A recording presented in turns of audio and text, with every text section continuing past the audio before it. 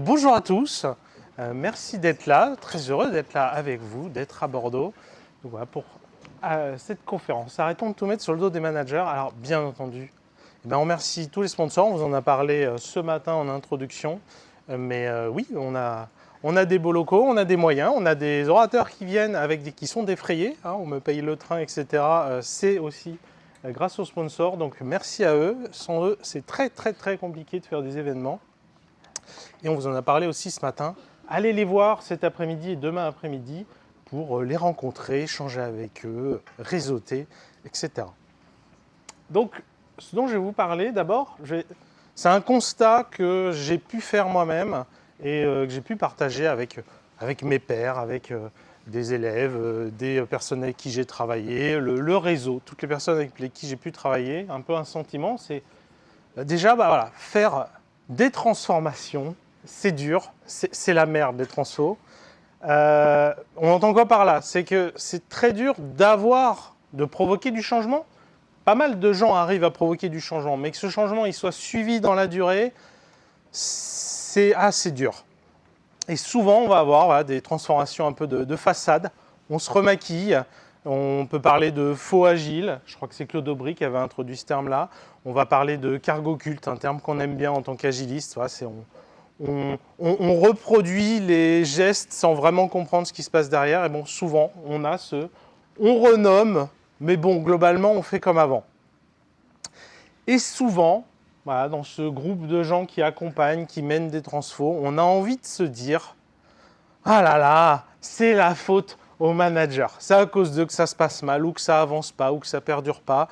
Ils empêchent, etc. » Alors, est-ce que c'est juste un sentiment comme ça? Est-ce qu'il y a un fond de vérité? Alors, j'avais demandé l'avis, ou plutôt des sources sur ce sujet-là, de notre nouveau meilleur ami à tous, ChatGPT. Donc évidemment, ce n'est pas son avis qui m'intéresse, mais effectivement des ressources, je suis allé creuser un peu. Et il y a quand même pas mal d'études qui font le lien entre management et plus largement leadership et la réussite ou l'échec des transformations agiles. Alors évidemment, à nuancer, c'est clairement pas le seul raison de succès ou d'échec, c'est pas l'unique cause, mais il y a clairement un lien qui a pu être fait avec notamment certaines études de McKinsey, pour parler d'une ressource que des gens écoutent.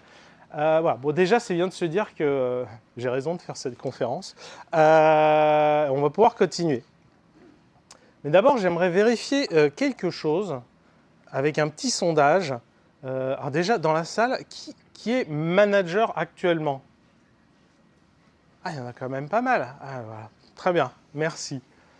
Donc le sondage, levez la main si vous accompagnez des transformations. Vous êtes coach agile, Scrum Master, coach DevOps, coach qualité. Voilà. Un petit 3/4. Donc gardez la main levée. Et maintenant, vous gardez la main levée uniquement si vous avez déjà été manager. Si vous ne l'avez jamais été, vous baissez la main. Ok, merci. J'utiliserai ça comme argumentaire fallacieux par la suite. Donc selon moi, c'est quoi un peu le problème autour de ces notions de transformation et de lien qu'on ferait, je mets le conditionnel, avec les managers? C'est que les managers, souvent, on les accompagne très peu lors des transformations. C'est presque un peu un angle mort de ceux qui mènent les transformations. Et pour moi, ça s'explique de manière assez simple, c'est que dans les personnes qui accompagnent les transformations, on a beaucoup d'anciens contributeurs individuels et rarement, ou clairement pas la majorité, d'anciens managers.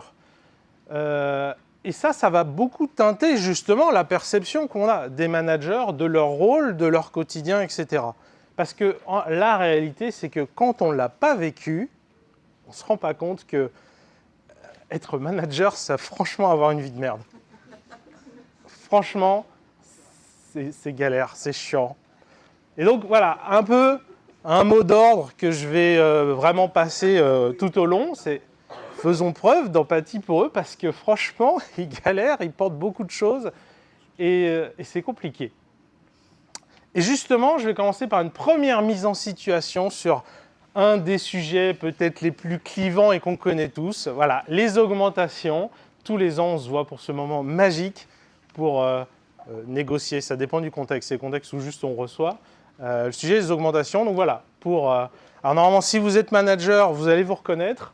Si vous ne l'avez pas été, le but, encore une fois, c'est de provoquer cette empathie avec le vie des managers. Donc c'est qu'en fait, je vais vous raconter même d'une manière très concrète ce que moi j'ai vécu quand j'étais QA manager chez Mythic.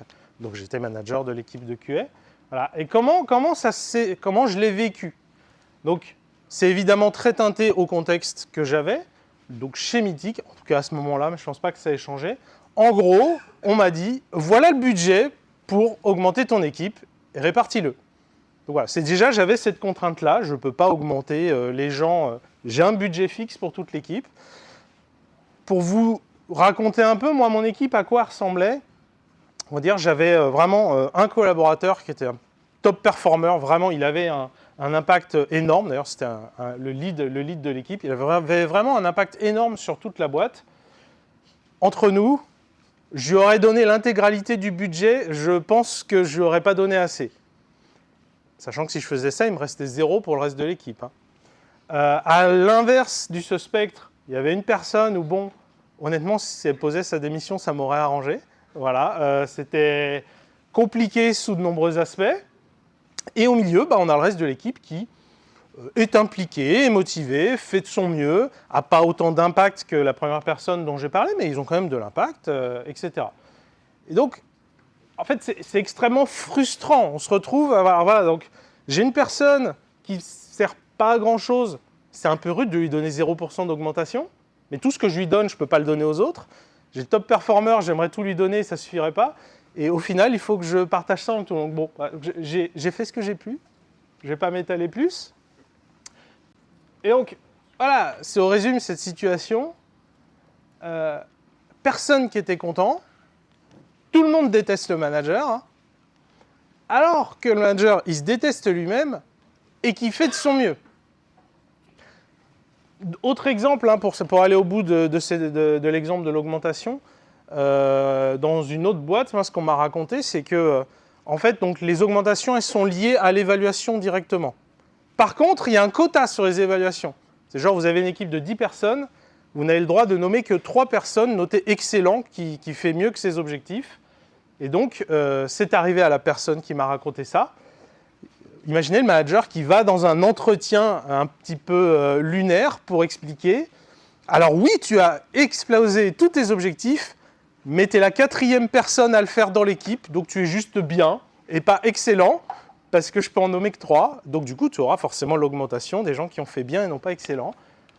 Voilà. Et puis, dernière anecdote, ce qu'on m'a aussi raconté, parce que là, on est vraiment sur un cadre qui a amené un manager qui s'est rebellé. Il a dit, je ne vais pas faire ça, je vais faire autre chose. Eh bien, les RH sont intervenus, ils ont dit, non mais ça, c'est n'importe quoi, on annule tout ce qu'il a dit, on reprend la main et on suit les règles. Voilà. Et donc, souvent, dans les accompagnants agiles, ils aiment bien utiliser ce terme, ce vocabulaire de plafond de verre, voilà, pour dire cette équipe, elle a tel plafond de verre de culture, de gouvernance, aussi d'autonomie. Voilà, on n'a pas le droit de toucher à la prod, il faut passer par les ops ou tout ce qu'on veut. Et ce qu'on ne se rend pas compte, c'est que les managers, eux aussi, ils ont les plafonds de verre avec lesquels ils doivent composer. D'où cet exemple. Et pour le choix des augmentations, on m'a donné un cadre et je suis obligé de le respecter. Et ça s'applique à plein d'autres choses, évidemment. Deuxième exemple, deuxième mise en situation. Alors, on va imaginer, c'est un méchant manager qui ne vient pas au review de l'équipe.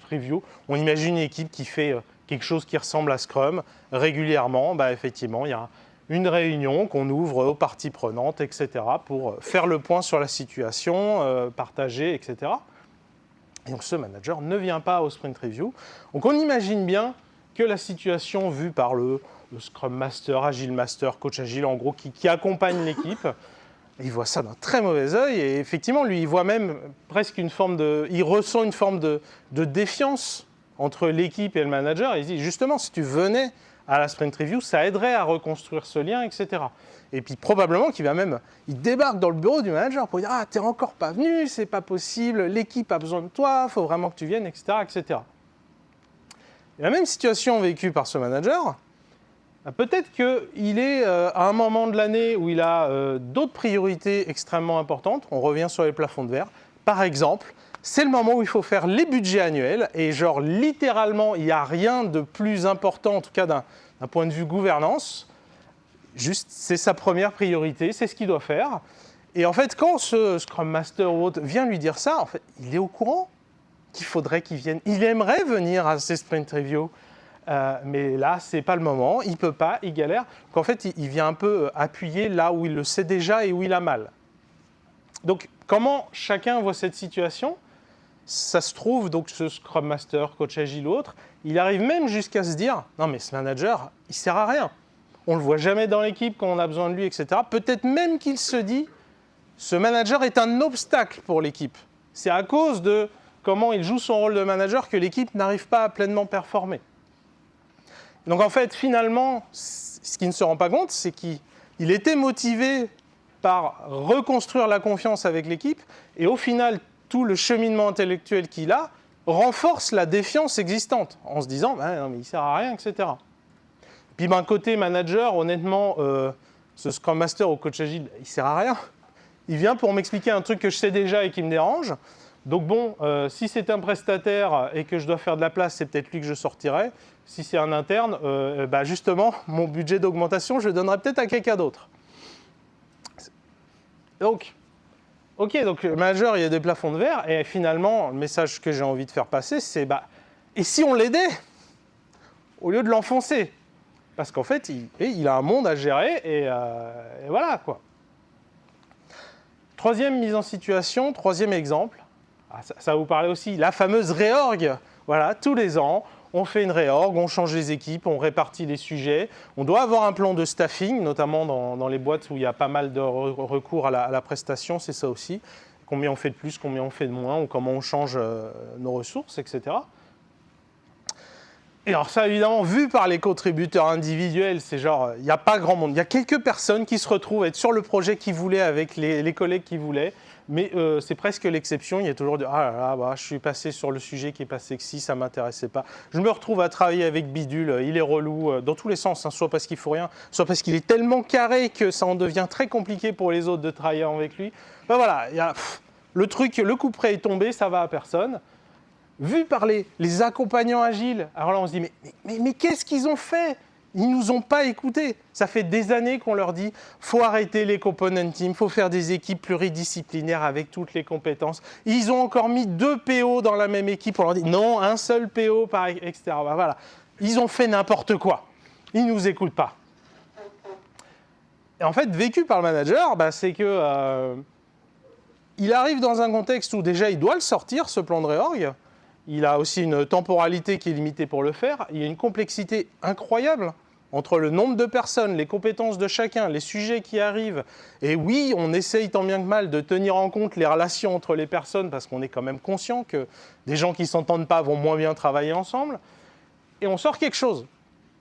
Et en fait, je pense qu'une réalité qu'on n'imagine pas, c'est que ce manager, on a tendance à se dire genre « oh là là, si on avait tout mis bien, on ferait une agilité incroyable ». Donc en fait, la réalité plutôt, c'est que ce manager met péniblement en place, ça permet de faire au moins un peu d'agilité dans un monde qui n'est pas agile. Ce que doit faire ce manager, il doit répondre à un monde non prédictible dans un cadre de pensée prédictif. On lui dit, tu dois définir ton staffing pour l'année, sors-le. On est dans le cadre de pensée prédictif, mais il n'est pas idiot. Il sait très bien que pendant l'année, déjà, il y a des gens qui vont peut-être partir, que ce soit des démissions ou des sorties de mission, etc., qu'on n'a aucune idée si on va réussir à avoir un remplaçant sous un mois ou sous un an. Et puis, il y a aussi certains sujets qui sont même explicitement nommés comme exploratoires. Genre, littéralement, on va creuser le truc et à la fin, on saura si on va pouvoir acheter un truc sur étagère directement, une solution qu'il va falloir qu'on intègre, donc il faudra quand même quelques personnes en interne, ou alors même un truc qu'il faudra reconstruire complètement, mais en fonction de la solution, est-ce qu'il faudra 2 devs, est-ce qu'il en faudra 8 ? Et ça, on le saura que dans 3 mois, 6 mois, à ce moment-là. Et puis pareil, on le sait aussi, pour prendre des exemples bidons, les métiers qui changent d'avis en cours de route, ou tout simplement le business.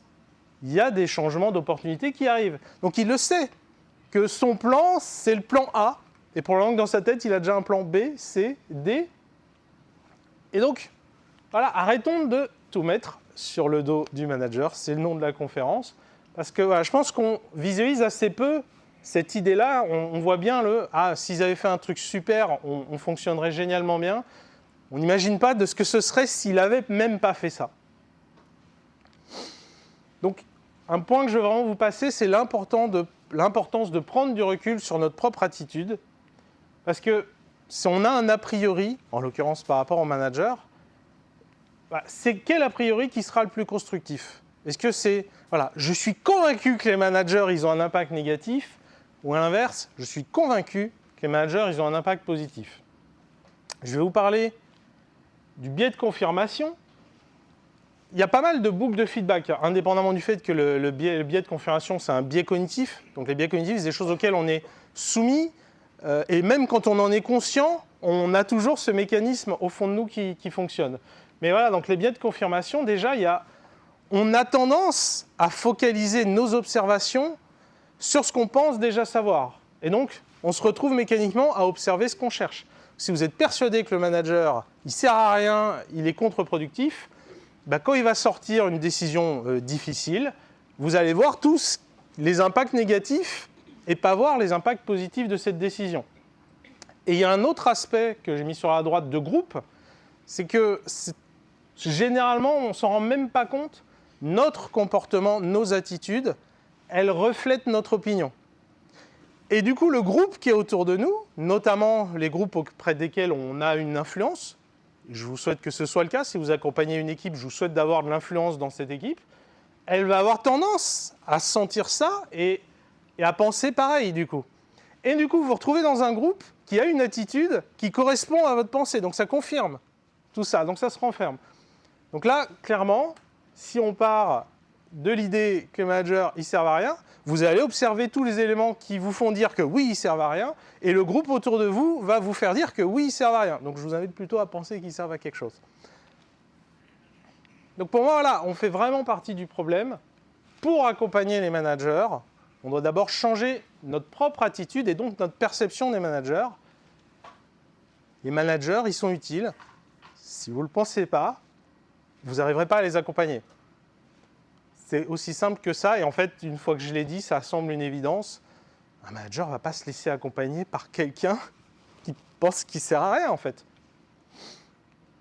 Donc comment est-ce qu'on les accompagne? Comment on peut les accompagner? Un outil très puissant s'appelle le mandat de mission. Donc dans l'idée, ça ressemble à ça. C'est un peu un contrat, un document, on se met d'accord, c'est un peu plus qu'un document, c'est aussi l'objectif où on veut aller, les métriques qu'on va suivre, etc. Pour s'aligner, alors un mandat de mission, il est tripartite. Il y a effectivement la personne qui accompagne, on pourrait dire le coach, ceux qui sont accompagnés, alors l'équipe pour parler du cas de base, mais ça peut évidemment être un département, une entité transverse, etc. Et le commanditaire, typiquement le manager de cette équipe. Donc, normalement, on a cette belle relation, on signe tous les trois, on est tous embarqués dans cette démarche d'amélioration, etc.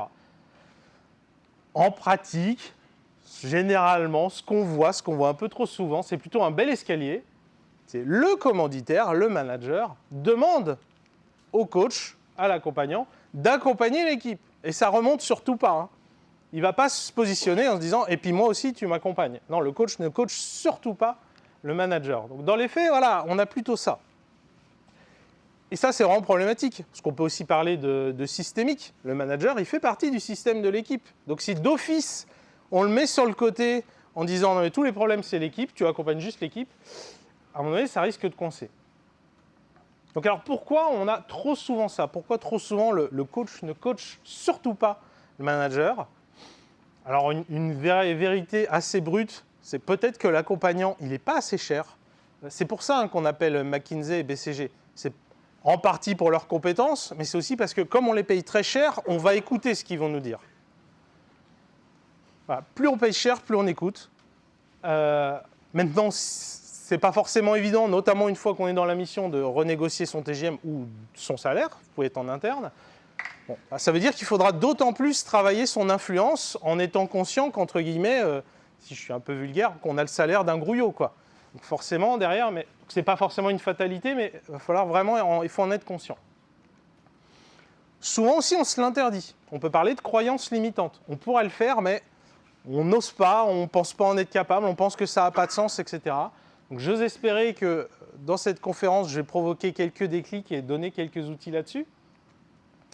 Peut-être aussi qu'on a fait un mandat, mais qu'on l'a finalement mal construit, qui est très focalisé sur les outputs. Voilà, littéralement, on a animé les rituels et envoyé les comptes rendus. C'est compliqué d'avoir de l'impact quand on aurait plutôt à avoir quelque chose qui est axé sur l'impact qu'on doit réussir à obtenir. Alors, c'est quelque chose qui s'apprend. Il y a des formations sur le sujet, donc c'est ce qu'on faisait notamment chez Scrum Life dans la formation Deviens meilleur leader agile. C'était un des sujets auxquels on formait nos élèves à construire son mandat de mission. Donc voilà, il n'y a pas de fatalité, vous ne savez pas le faire, vous le faites mal, vous pouvez apprendre à le faire. Bon, il faut aussi qu'on en parle, hein, notamment en France, mais il n'y a pas qu'en France.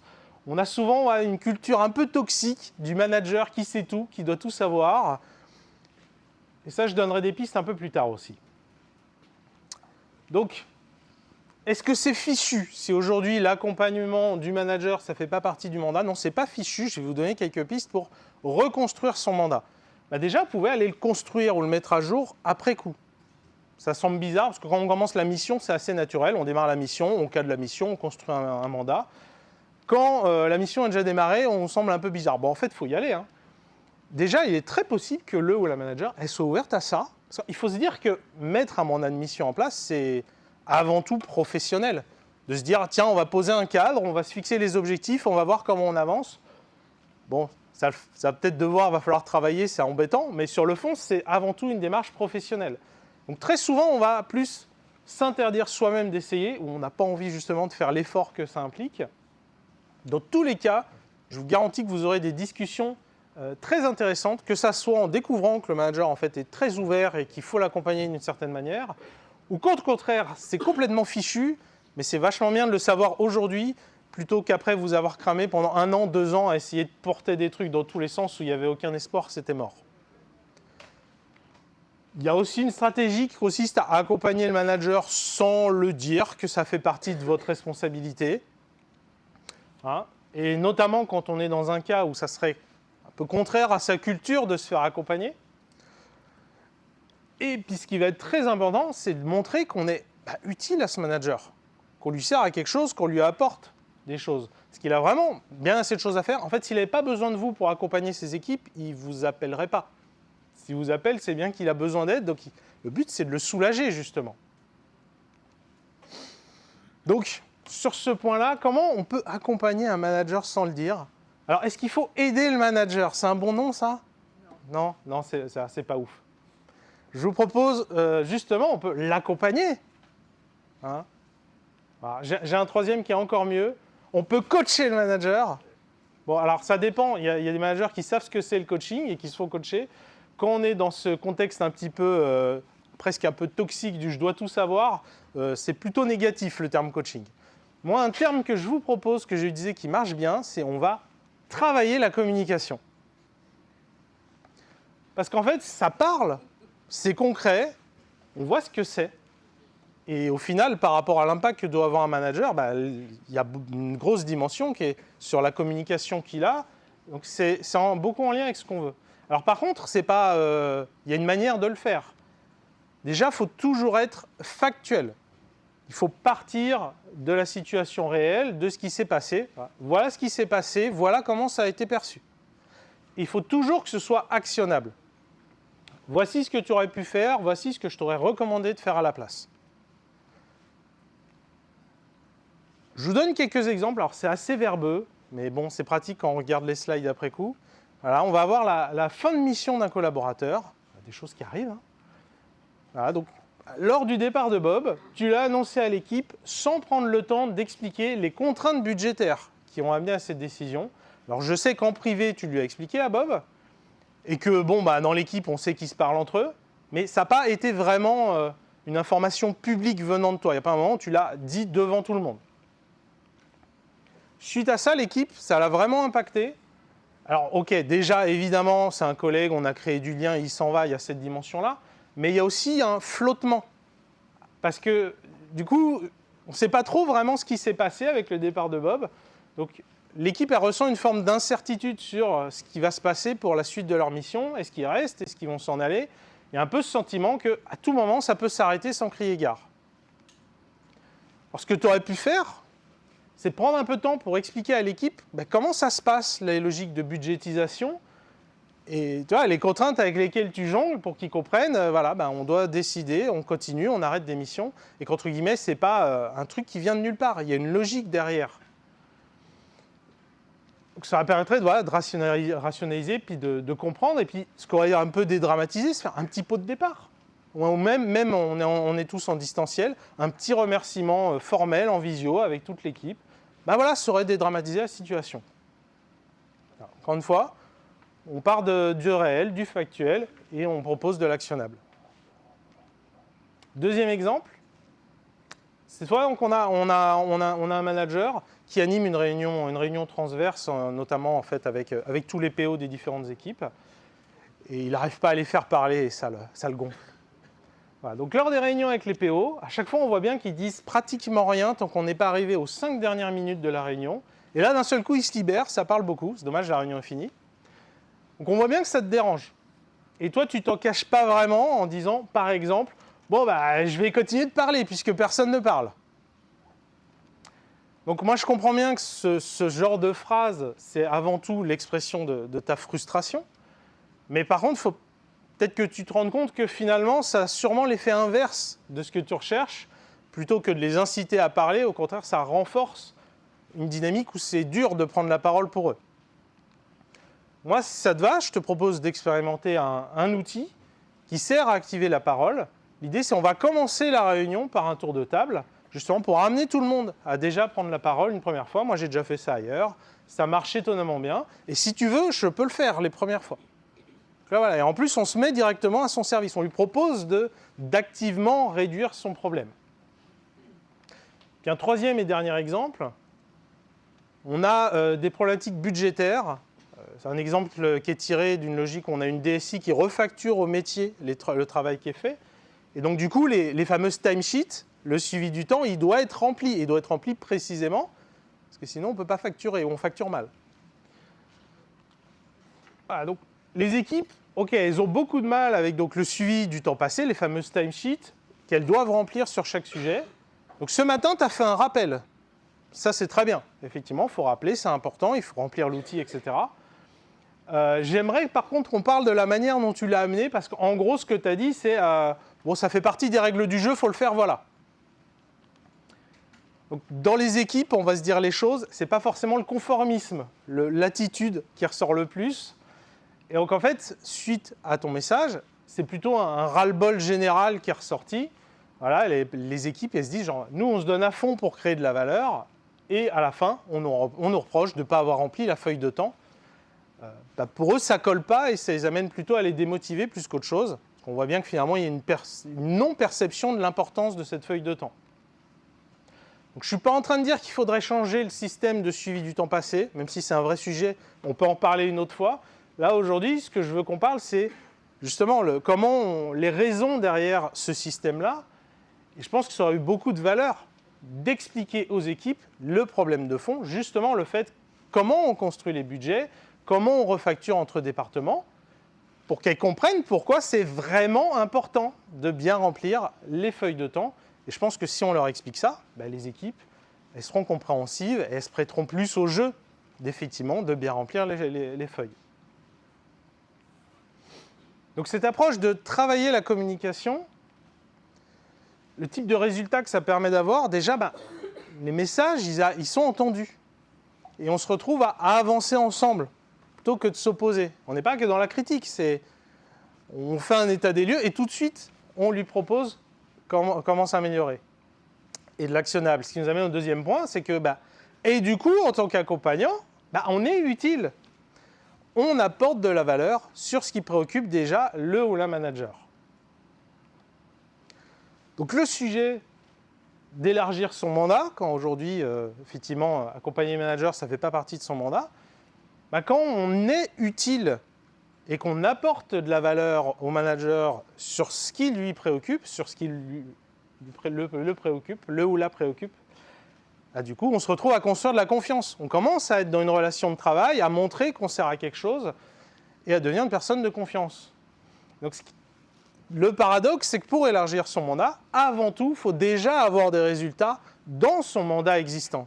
Et ça montre que du coup, on sert à quelque chose et on a de la confiance. Et là, le mandat il va s'élargir. C'est là qu'on peut se retrouver, sans même qu'on en ait demandé, le manager qui dit « Tiens, je suis en train de mettre une gouvernance en place, voilà le doc, est-ce que tu peux le relire, me dire ce que tu en penses ?» Chose, on se dit, 6 mois avant, on se disait genre, mais jamais il m'aurait montré ça, c'était son précaré. Et une erreur un peu trop facile, c'est justement de toujours parler des plafonds de verre quand on est dans l'équipe, et en plus d'avoir toujours cette facilité de le rattacher au management. Ah oui, on n'a pas le droit de faire ça, oui, il faudrait changer la gouvernance, ou le manager n'est pas là, il faut prioriser les trucs, le manager. Et on parle que de ces plafonds de verre. Et en fait, vu par l'équipe, du coup, quoi bon essayer de s'améliorer, quoi qu'on fasse, on est toujours bloqué par l'environnement, par autre chose, etc. Et là, donc clairement, c'est la mort de l'amélioration continue. Ce qui est du coup très problématique quand on est Scrum Master ou coach agile. Et là, encore une fois, cette erreur-là, on peut la faire sans s'en rendre compte. On est vraiment sur cette dimension, on a des attitudes qui reflètent inconsciemment notre manière de penser. Et le pire, c'est comment cette situation, elle peut être vue par le manager. Parce qu'il peut se retrouver face à une équipe où, voilà, enfin, c'est bon, on est au courant qu'il y a plein de problèmes, mais là, il y a aussi plein d'autres problèmes qu'eux, ils peuvent adresser à leur niveau. Donc moi, j'ai juste l'impression qu'en face de moi, j'ai soit des feignasses, soit des enfants, voilà, ils cherchent juste des excuses. Exemple concret, voilà, ça serait vachement bien si, quand on me poussait en production, les métiers, ils étaient notifiés, tout était carré, etc. Et résultat, à chaque fois qu'il y a une mise en production, les métiers ne sont pas au courant qu'il y a une nouvelle version et on se prend la tête. Le manager, lui, il réfléchit 30 secondes. Ils ne peuvent pas juste envoyer un mail au métier après qu'ils aient fait leur MEP. Ils ne peuvent pas juste faire ça déjà. Et ça fluidifierait le tout. En plus, ça pourrait même créer du lien avec les métiers, parce qu'ils se parleraient. Donc lui, en fait, il arrive là, il se dit, mais c'est des feignasses, quoi. Il cherche des excuses. Du coup, ça ne va pas lui donner confiance dans l'équipe et il ne va pas donner de l'autonomie. Ça, c'est aussi un discours qu'on peut avoir, une facilité de se dire l'équipe, elle n'a pas assez d'autonomie, il faut qu'on lui donne plus d'autonomie et là, elle va se révéler, elle va faire de la super performance. Sauf qu'en fait, non, il faut déjà démontrer l'équipe aussi qu'elle arrive à délivrer dans le cadre qu'elle a pour qu'on lui donne de l'autonomie parce qu'on lui fera confiance. Et donc, pour réussir à avoir des résultats au niveau des équipes dans le cadre qui leur est donné, une activité qui me semble importante à connaître, ça s'appelle les cercles d'influence. Il y a bien sûr un Scrum Live sur le sujet. Donc, je vais vous la présenter rapidement. On a ce visuel-là avec trois cercles ou disques concentriques, voilà, avec au milieu la zone de contrôle, au niveau intermédiaire la zone d'influence et en périphérie la zone des préoccupations. Donc on va utiliser ça par exemple pour classer différents problèmes qu'on identifie. Donc on pourrait avoir par exemple dans la zone des préoccupations, voilà, on est dans une entreprise où la vision de l'entreprise elle est purement financière. Oh, ça n'arrive jamais, des entreprises qui sont là uniquement pour faire de l'argent. Et en fait, de le noter dans la zone des préoccupations, ça permet de développer le lâcher-prise. Ça permet de se dire, non mais de toute façon, on ne peut pas le changer. On le sait, voilà, tous les matins, tu viens en délit et tu nous refais une rengaine de « Oh là là, j'arrive pas à me lever le matin parce que moi, ça ne me passionne pas de travailler pour une boîte où le but, c'est juste de faire de l'argent. » On ne va pas pouvoir changer ça. Donc, soit tu t'en vas parce qu'on ne va pas pouvoir changer ça, soit tu nous arrêtes de nous pourrir les délits parce qu'on ne pourra pas changer ça, tout simplement. Voilà, développer le lâcher-prise. À l'inverse, dans la zone de contrôle, on pourra avoir tout un tas de sujets autour de la qualité, vraiment directement actionnables par l'équipe. Et là, pareil, de l'identifier dans la zone de contrôle, ça va permettre de découvrir ou même de redécouvrir tout un tas d'actions qu'on peut prendre à son niveau. Et puis, le troisième niveau, intermédiaire, c'est la zone d'influence. Là, on aurait par exemple un sujet de l'équipe, elle a un backlog technique, des refinements, des mises à jour de framework, tout ce que vous voulez. Et ils sont jamais priorisés. À chaque fois, on dit il faudrait qu'on fasse ça, il faut qu'on remette ça d'équerre, etc. À chaque fois, on dit oui, mais il y a ça qui est plus important, ça a apporté plus de valeur, etc. Et en fait, d'être dans la zone d'influence, ça va nous dire ok, on ne le contrôle pas directement, mais on peut l'influencer. Donc, il va falloir développer des stratégies d'influence. Par exemple, donc sur cet exemple-là, quand on présente un sujet tech, il ne faut pas juste dire ce qu'on va faire. Il faut expliquer l'impact pour le business. Qu'est-ce que ça impacte de ne pas mettre à jour PHP? Et que ça, on l'explique. Et là, on arrive à le mettre côte à côte avec des sujets dits business. Et ils peuvent se retrouver priorisés. Voilà, donc ça arrive vraiment à, OK, on laisse de côté ce qu'on ne contrôle pas, on bouge les choses sur ce qu'on peut contrôler, et on rentre dans une stratégie, dans une démarche d'influence, et qu'on conscientise comment on va faire bouger le système pour la zone d'influence. Et quand on arrive à avoir une équipe qui a des résultats, ça veut dire qu'en tant qu'accompagnant de cette équipe, on est pertinent si l'équipe a des résultats. Donc ça veut dire qu'on est un allié du manager, puisqu'on est pertinent et qu'on arrive à avoir des résultats. Et ça ouvre des portes. Voilà, cette personne-là, elle me sert à quelque chose, elle m'aide. Donc, pour conclure, je reprends les points importants. Si vous n'aimez pas les managers, faites comme si. Ça marche, la méthode Coué, mais voilà, ça ne peut pas marcher si vous ne faites même pas semblant, en fait. Il faut vraiment développer de l'empathie pour les managers. Et c'est triste à dire, mais eux-mêmes, ils évoluent dans le système et ils sont souvent plus victimes du système qu'ils n'en sont responsables. Alors oui, ils l'entretiennent aussi. J'ai évoqué la systémie plus tôt, ça fait partie de ça. En systémie, souvent, on subit le système, mais en même temps, on le renforce. Mais ce n'est pas tout blanc, tout noir. C'est ça aussi un peu le message. C'est que c'est pas, il y a les gentils et les méchants.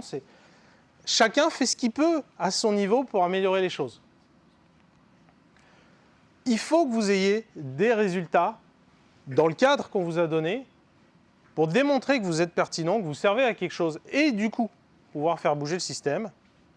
Alors pour autant, souvent, les limites qu'on a, on se les met soi-même. C'est les croyances limitantes. Parce qu'à l'inverse, même s'il faut rester dans le cadre qu'on nous a donné, quand on creuse, il y a quand même beaucoup de choses qu'on peut faire tout en restant dans ce cadre-là. Et puis c'est comme on dit le culot, où il vaut mieux demander pardon après plutôt que de demander la permission avant. Il y a plein de choses qui se tentent. Le mandat de mission, je l'ai évoqué, c'est quelque chose de fondamental parce qu'après on a un outil sur lequel on peut échanger, on peut se poser, on peut le faire évoluer. Et vraiment, votre mandat, allez le chercher en étant toujours factuel et actionnable pour être utile. Et avant de passer aux questions, alors si vous connaissez déjà Jean-Pierre Lambert, vous me connaissez sûrement grâce à Scrum Life. Voilà, et cette phrase, vous êtes mes plus grands fans. Mais Scrum Life, c'est fini. Donc voilà, ma nouvelle mission, je me focalise sur réconcilier les DSI avec leur métier, avec autant que côté tech, s'assurer qu'on est toujours à tout moment orienté vers le business, que côté business, être bien conscient qu'il y a un rôle clé de la tech, qu'on ne peut pas aller loin tant qu'on ne prend pas en compte. Voilà. Si c'est le genre de problème que vous rencontrez, des sujets qui vous passionnent, ce sera avec plaisir pour en parler. Et je vous remercie, vous avez le visuel pour donner vos feedbacks et on pourra passer aux questions. Bien.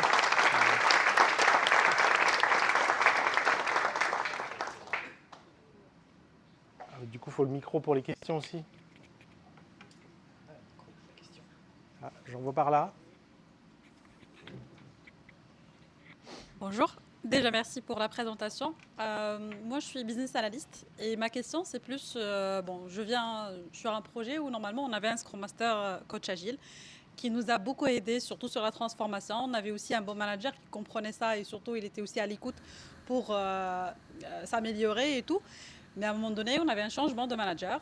Il y avait la réorganisation et ce qu'il a décidé, c'est de sortir le Scrum Master, le coach agile. Donc, on était perdus. Et là, la problématique, c'est que nous, en tant que business analyst, un peu BAPO, on était là, le rôle d'agilité et surtout, il y avait ce rôle-là de faire un peu le coaching et surtout aussi d'aider l'équipe. Donc, on était dans cette délai-là entre le manager qui demande des choses, l'équipe qui est là, il faudra toujours garder le delivery, mais après, le manager, pour lui, il s'est focalisé surtout sur la relation client, l'argent, le finance et tout ça. Et après, l'équipe, c'est à nous de gérer et tout ça.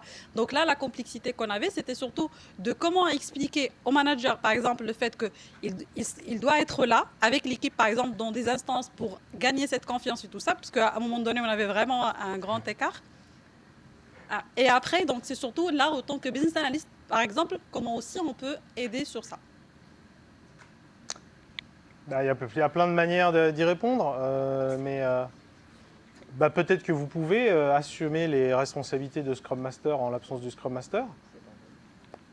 Le manager, a priori, il se focalise sur autre chose. En tant que business analyst, peut-être justement que tu as la position idéale pour recréer du lien avec le manager qui se focalise sur le business, pour l'amener dans tout ça. Mais effectivement, tout ce que j'évoque dans la conférence, dans l'absolu, s'applique à...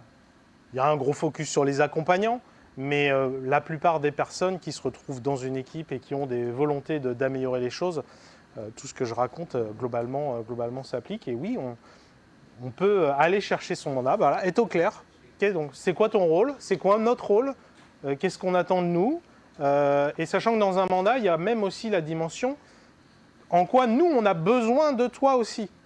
Et donc, faites cet exercice. Ça peut être le mandat de l'équipe, c'est pas grave s'il est qu'entre l'équipe et le manager, hein, ça marchera.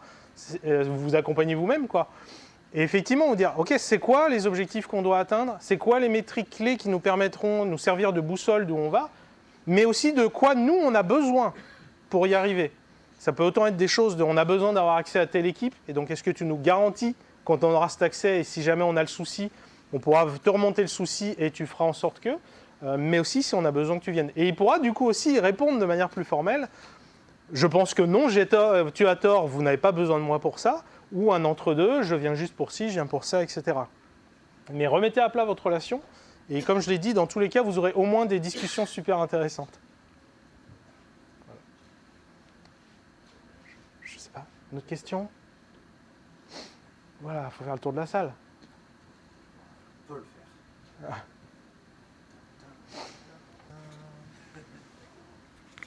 Je sais pas jusqu'à quelle heure on a. Est-ce que tu as déjà été confronté... Parle fort, parle J'ai fort. l'impression que ça marche. Est-ce que tu as déjà été confronté à un manager très toxique, très dans le contrôle, où aucune de tes tactiques n'a marché? Alors c'est compliqué de répondre parce que j'ai oui à la première partie, mais à la deuxième partie, j'étais aussi beaucoup moins mature et armé qu'aujourd'hui. Donc j'ai forcément pas essayé tout ce que j'ai pu essayer à l'époque. Mais oui, enfin, je sais ce que je disais sur le fait que de faire l'exercice du mandat, à minima, on a des discussions intéressantes. À un moment donné, il faut ouvrir les yeux et se rendre compte que c'est mort, en fait. Et c'est vachement bien quand on le sait avant, avoir passé 2 ans de sa vie à se cramer pour rien, ou être à l'aise. Hein. Je suis là pour l'argent et pas pour faire des trucs géniaux. Et on est OK avec soi-même. Et donc, du coup, on va ménager son énergie, on finira pas en burn-out. Mais donc, vraiment, ça aide aussi à détecter ça, à le détecter dès le début. Donc, voilà. Après, effectivement, il y a toujours des personnes qui vont être... qui sont vraiment dans une logique purement politique, on va dire. Mais en fait, même ça veut dire il faut commencer à presque se retourner un petit peu le cerveau. C'est que il a des problèmes, il ou elle a des problèmes. Donc ce qu'il faut, c'est lui apporter des solutions pour ces problèmes. Maintenant, en lui apportant une solution, donc on peut influencer quelle est la solution. Peut-être que ça peut être une solution qui va nous aider, nous, à accomplir ce qu'on a envie d'accomplir sur notre quotidien, sur l'équipe, etc. Donc il y a quand même toujours cette stratégie-là de je t'apporte ce que tu as besoin, et du coup, comme tu as un truc clé en main, tu vas le prendre, et du coup, ça sera, entre guillemets, mes règles, parce que c'est ma solution que tu as choisie, quoi. Voilà. Je ne sais pas à quelle heure on finit. Là, on peut prendre une dernière question. Il y a quelqu'un par terre. Ah, c'est le monsieur par terre. J'espère qu'il n'y a pas des gens que j'ai zappés, mais... Alors moi c'est le monsieur par terre apparemment. Du coup, moi j'ai une question parce que j'étais confronté dans une situation où j'étais dans une équipe où il n'y avait plus aucun manager et il restait plus que la direction notamment. Et je me suis retrouvé dans une situation où j'ai essayé d'aider l'équipe, notamment en allant direction à direction, remonter des soucis et essayer d'apporter des solutions. J'en ai apporté plusieurs. Ah, je me lève! Le Je monsieur suis plus le monsieur par terre, je suis le monsieur debout. J'ai essayé d'apporter plusieurs solutions et notamment je me suis retrouvé avec à chaque fois les mêmes choses, apporter des arguments, donner des exemples concrets de ce que ça pouvait apporter à l'équipe et toujours avoir la direction, donc plutôt manager, top management, qui me répond oui mais là tu m'as pas donné ce petit élément là, donc je ne peux pas t'accorder ce qu'il y a. Donc ma question ça serait comment est-ce qu'on peut arriver à transformer ce genre de choses ou quand on est dans ce genre de situation se dire ok bon j'ai peut-être pas tout apporté mais je vais arriver à transformer la chose pour que ça, quand même, ça se produise quand même.